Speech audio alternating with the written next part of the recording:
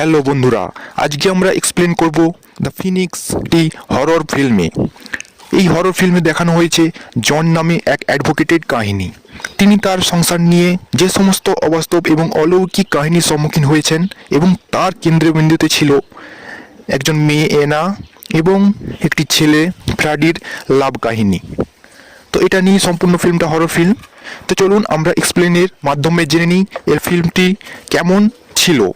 তো এটা একটি সদ্য রিলিজ হওয়া একটি হরর ফিল্ম। তো এই ফিল্মের শুরুতেই দেখানো হয়েছে যে জন নামে এক অ্যাডভোকেট, তিনি যে কাজ করতেন সেই কাজে তাকে কোর্ট থেকে সাসপেন্ড করে এবং কিছু অবৈধ কাজের জন্য তাকে তার নামে এমনকি কেস চাপানোর হুমকি দেওয়া হয়। তো তাকে সেখান থেকে বলা হয় যে তুমি এখান থেকে সম্পূর্ণভাবে অন্য কোনো জায়গায় গিয়ে সেটেল হয়ে যাও। তো সেই কারণে জন তার সমস্ত পরিবারকে নিয়ে সে একটি ঘর খুঁজতে থাকে, যে ঘর একেবারে সম্পূর্ণ আলাদা হবে, যেখানে কোনো মানুষ তার সাথে যেন কন্ট্যাক্ট করতে না পায়, সেই রকম ঘর সে খুঁজতে থাকে। তো অনেক ঘর দেখে কিন্তু কোনো ঘরই তার পছন্দ হয় না। তো একদিন তাকে একটি ঘর দেখায়, যে ঘরটি ছিল সমুদ্রের ধারে, একেবারে নতুন কনস্ট্রাকশন হয়েছে ঘরটি। তো সেই ঘরটি তার খুব সুন্দর লাগে এবং সেখানে থাকারই সে সিদ্ধান্ত নেয়। তো তারপর থেকে সে সেই ঘরে থাকতে শুরু করে তার স্ত্রী এবং মেয়ে এবং ছেলেকে নিয়ে। তো একদিন সে দেখে যে তার বাড়ির সামনে একটি আননোন নামে এক চিঠি এসেছে।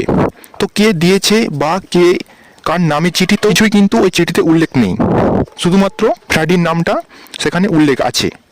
তো সেটা জন আননোন চিঠি ভেবে সে সেটাকে ইগনোর করে।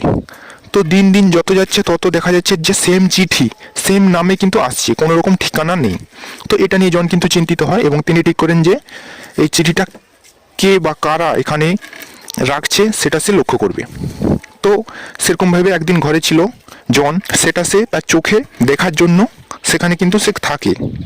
তো কিন্তু চিঠিটা দিতে কেউ আসে না, চিঠিটা কিন্তু অটোমেটিকভাবে কোনো একটা জায়গায় কিন্তু তার চলে আসে। তো সে একটু খোঁজ খবর নেয়, ওখানে যে পোস্টম্যান আছে তার কাছে যায়, তার কাছে গিয়ে জানতে চায় যে এইরকম চিঠি তিনি দিয়েছেন কিনা।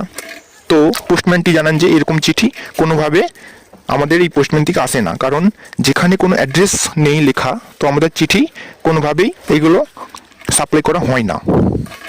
তো এটা নিয়ে জন খুব চিন্তিত হয়ে থাকে এবং তিনি চিন্তা করতে থাকে তাহলে চিঠিটা কে দিয়ে যাচ্ছে, কেউ আসেও না, কোনো ঠিকানা নেই। তারপর জন তার এক ফ্রেন্ডের সাথে দেখা করে এবং তাকে এই সমস্ত বিষয় জানায়। তো তার ফ্রেন্ড সমস্ত খোঁজ নিয়ে দেখে যে এই নামে এখানে কেউ নেই। তো জন এটা নিয়ে খুব চিন্তিত হয়ে পড়ে এবং তার বাড়ির সামনে একটি যখন গাছ ছিল, সেই গাছে একটি পাখি আসতো এবং তার ছোট ছেলে, জনের ছোট ছেলে কিন্তু সেই পাখিটার সাথে খেলতো। তো হঠাৎ করে একদিন সেই পাখিটা কিন্তু মারা যায়। তো তার ছেলে সেই পাখিটাকে কবর দিয়ে দেয়। আস্তে আস্তে জনের পরিবারে তার ছেলে কিন্তু অসুস্থ হতে থাকে এবং জন কিন্তু তখন ডাক্তার দেখাতে নিয়ে যায়। তখন ডাক্তার সমস্ত কিছু রিপোর্ট চেক করার পর বলে যে তার ছেলের কলেরাস কিন্তু সিমটম রয়েছে। তো এই নিয়ে কিন্তু জন চিন্তিত হয় এবং জন এতদিন পর একটা চিঠি কিন্তু ওপেন করে এবং সেই চিঠিতে একটি লাভ লেটার লেখা ছিল। তো সেই চিঠি এরপর আস্তে আস্তে জন সব দিনই চিঠিটা ওপেন করে দেখতে থাকে কি লেখা আছে। তো সেই চিঠিটা ছিল অলৌকিক একটা অবাস্তব চিঠি। তো এই চিঠি সম্বন্ধে খোঁজ নিতে গিয়ে জন এক চার্চে যায়। সেখানে গিয়ে তিনি সব কিছু জানতে পারেন যে এই চিঠিটা ছিল সম্পূর্ণ একটা লাভ লেটারের কাহিনী, এনা এবং ফ্র্যাডির লাভ কাহিনী। তো সেইটা সে সমস্ত কাহিনীটা তাদেরকে শোনায়, জনকে শোনায় এবং জন তখনই তো চিঠিতে লেখা ছিল যে এনা একটি অনাথ আশ্রমে বড় হওয়া মেয়ে এবং ফ্র্যাডি ছিল তার বাবার খুব ভালো সন্তান, যিনি বাইরের দেশে স্টাডি করে সেখানে তিনি চাকরি করার জন্য তৈরি হচ্ছিলেন। ফ্র্যাডির সাথে এনার দেখা হয় এবং ফ্র্যাডি তার প্রেমে প্রস্তাব দেয়। তো এনা তাকে সমস্ত কিছু জানায় যে সে অনাথ, তবু কিন্তু ফ্র্যাডি তার সঙ্গে থাকার জন্য রাজি হয়ে যায়। তো এটা যখন ফ্র্যাডির বাবা জানতে পারে, তখন কিন্তু তাকে এনার কাছ থেকে আলাদা করার জন্য চিন্তা করতে থাকে যে এইভাবে চললে তার ক্ষতি হবে। তো এইভাবে সমস্ত কাহিনী সেই চার্চের কাছ থেকে শোনার পর জন কিন্তু সমস্ত বিষয়টা কিন্তু ক্লিয়ার হতে থাকে। তারপর কি হয়েছিল, তারপর কিন্তু জনের সাথে এনার যখন একটা সম্পর্ক তৈরি হয় খুব ভালো একসাথে থাকার, তখন কিন্তু ফ্র্যাডির পিতা তাকে কিন্তু আলাদা করতে থাকে এনার কাছ থেকে এবং পড়ানোর জন্য কিন্তু বিদেশে চলে যেতে হয় ফ্র্যাডিকে। তো এনা কিন্তু তার চিঠি লিখে যায়, কিন্তু ফ্র্যাডি চিঠিগুলো দেখে কিন্তু কোনো রকম উত্তর দেয় না। ফ্র্যাডি একসময় জানতে পারে যে এনার কলেরা হয়েছে। তো সে কিন্তু ছুটে আসে হাসপাতালে এবং তাকে দেখতে চায়, কিন্তু সেটা ফ্র্যাডির বাবা কিন্তু জেনে যায়। তার কারণেই সে কিন্তু হাসপাতালের যে ডক্টর ছিল তাকে আগে থেকে সেট করে রাখে, যাতে এনার সাথে তার দেখা না হয়, বা এনা সম্বন্ধে তিনি বলেন যে এনা আর 1 ঘন্টার বেশি থাকবে না। তো এইভাবে কিন্তু গল্পের নায়ক নায়িকা থেকে আলাদা হয়ে যায়। তো তখনকার সময় ডাক্তার এমনই ছিল যে একেবারে হালকা নার্ভ তারা ধরতে পারতেন না, যার জন্য কোনো পেশেন্টকে তারা ডেড বলে ঘোষণা করতো এবং তাদেরকে কবর দেওয়া হতো। এবং একটা সিস্টেম চালু ছিল যে যদি কোনো সে পেশেন্ট যখন তাকে কবর দেওয়া হতো তখন তার উপর একটি ঘন্টা লাগিয়ে দেওয়া হতো। সেই কবর দেওয়া ব্যক্তিটি যদি বেঁচে থাকে তাহলে কিন্তু সে সেই ঘন্টা দিয়ে আওয়াজ করবে, তখন আশেপাশে কেউ থাকলে সে কিন্তু তাকে সেভ করবে। তো এই প্রসেস কিন্তু তখনকার দিনে চলতো।